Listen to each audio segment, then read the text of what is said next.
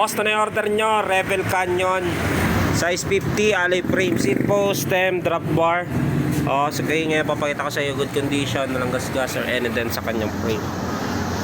Ito yung size 50. Papakita ko sa inyo yung nakatono.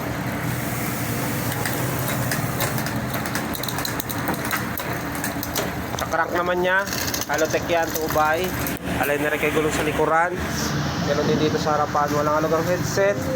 Meron din yung kanyang crank. Okay, bali mga i-remove ko, seat post, pedal, drop bar na ang gulong.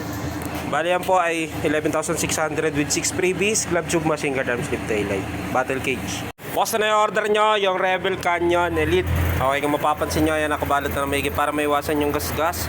Habang na siya papunta sa inyo, bali remove lang kanya unang gulong, walang hangin niya kasi bawal may hangin habang na shift. Drop bar, seat post, pedal, skewer niya sa unang gulong. Sama ko na rin po yung 6 na freebies.